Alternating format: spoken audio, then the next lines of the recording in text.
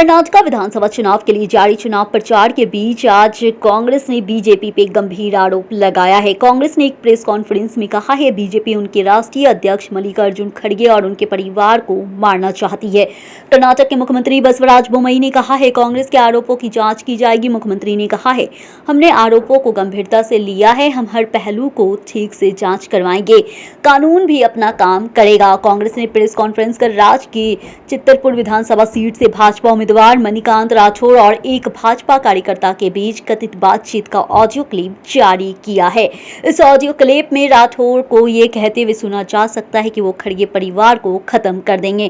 कांग्रेस ने धमकी देने वाले नेता के खिलाफ लंबित आपराधिक मामलों की सूचना जारी करते हुए कहा है हत्या का प्रयास, अन्ना भाग्य चावल का अवैध परिवहन, ड्रग्स और नशीले पदार्थ की तस्करी, अवैध कब्जा, आपराधिक धमकी मामले दर्ज है। जिस नेता मणिकांत राठौर का ऑडियो क्लिप कांग्रेस को शेयर कर आरोप लगाया है वहीं पहले भी खड़गे के बेटा प्रियंका को जान से मारने की खुलेआम मीडिया के सामने धमकी दे चुका है। धमकी देने के आरोप में उसे 13 नवंबर 2022 को गिरफ्तार भी किया जा चुका है। कर्नाटक विधानसभा चुनाव में वो हो रहा है जिसकी अपेक्षा भी नहीं थी। मणिकांत राठौर नाम का भाजपा का बड़ा नेता है, प्रधानमंत्री मोदी का, मुख्यमंत्री बोम्मई का बड़ा चहेता है, चित्तरपुर विधानसभा से भाजपा का प्रत्याशी है। 40 से ज्यादा केसेस दर्ज हैं इसके खिलाफ। तेलंगाना, महाराष्ट्र, कर्नाटक के पुलिस स्टेशंस में उसमें धोखाधड़ी का मामला है, उसमें शांति भंग करने का मामला है, उसमें घोटाला है अन्य का, लेकिन सबसे बड़ा उसमें हत्या का भी मामला है और जानलेवा हमलों के मामले। ये व्यक्ति एक ऑडियो टेप पर यह कहता हुआ पाया जाता है कि ये कांग्रेस अध्यक्ष खड़गे जी और उनके पूरे परिवार का सफाया कर दे। इस वक्त कनाडा से बड़ी खबर सामने आ रही है। कनाडा के कबड्डी प्रमोटर नीतू कांग पे जानलेवा हमला होने की जानकारी सामने आई है। जी हां, कनाडा के सरे स्थित नीतू के घर बाहर उन पे हमला किया है। आपको बता दें कि Neetu north India circle style kabaddi federation की मेंबर है। इसके साथ ही पंजाब और कनाडा के चर्चित कबड्डी प्रमोटर में से एक है। जैसे ही नीतू अपने घर से बाहर निकले, हमलावरों द्वारा उन पर ताबड़तोड़ गोलियां चला दी गई है। आपको बता दें कि हमलावर पहले से ही उनका घर के बाहर इंतजार कर रहे थे। जैसे ही वो घर से बाहर निकलते, हमलावरों उन पे गोलियां चलाना शुरू कर देते हैं।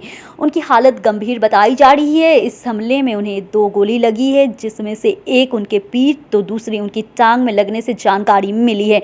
नीतू कांग मूल रूप से पंजाब के जालंधर के निवासी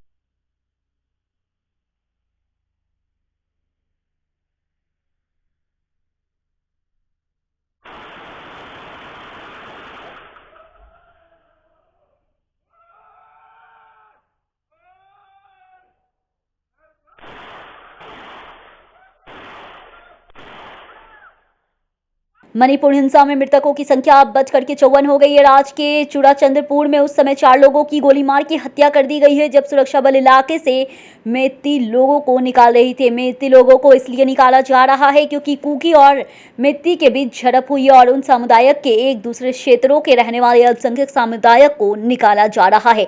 इस बीच IRS ने कहा है इम्फाल में लेमिथांग होपीकी के रूप में पहचाने गए एक कर सहायक की हत्या कर दी गई है। उन्होंने ट्वीट किया है कि कोई कारण या विचारधारा ड्यूटी पे एक निर्दोष लोक सेवक की हत्या को सही नहीं ठहराया जा सकता है। इसके साथ ही अधिकारियों ने कहा है कि मणिपुर हिंसा में मरने वालों की संख्या बढ़कर 54 हो गई है। हालांकि औपचारिक सूत्रों ने इससे अलग आंकड़े बताए हैं। एक न्यूज़ रिपोर्ट के मुताबिक अधिकारियों ने कहा है कि 16 शव चूड़ाचंदपुर जिला अस्पताल के मुर्दाघर में, 15 शव इम्फाल पूर्वी जिले के जवाहरलाल नेहरू आयुर्वेदिक संस्थान में रखे थे, जबकि इम्फाल पश्चिम जिले के लॉन्गफेल में क्षेत्रीय चिकित्सा विज्ञान संस्थानों ने 23 लोगों के मरने की सूचना दी है। और एक न्यूज़ रिपोर्ट के अनुसार इम्फाल में असम में राइफल के एक अधिकारी ने कहा है कि उन्हें इनपुट मिला था कि 80 से 200 से लोगों को जमवाड़ा हुआ था और गोलीबारी में 4 लोगों की मौत हो गई। बीजेपी सांसद और WFI के अध्यक्ष बृजभूषण शरण सिंह के बचाव में जो लोग दलील दे रहे थे, यौन उत्पीड़न के आरोप में लगाने वाले का ब्यौरा कहा गया है। उन्हें अब तगड़ा झटका लगेगा। एक न्यूज़ रिपोर्ट के मुताबिक बृजभूषण शरण सिंह पे आरोप लगाने वाली 7 में से 2 महिला पहलवानों ने पुलिस को दी गई शिकायत पे कई बार यौन उत्पीड़न किए जाने का जिक्र किया है। रिपोर्ट के अनुसार यौन उत्पीड़न और दुर्व्यवहार की कई घटना में छेड़छाड़, गलत तरीके से टच और शारीरिक संपर्क शामिल है।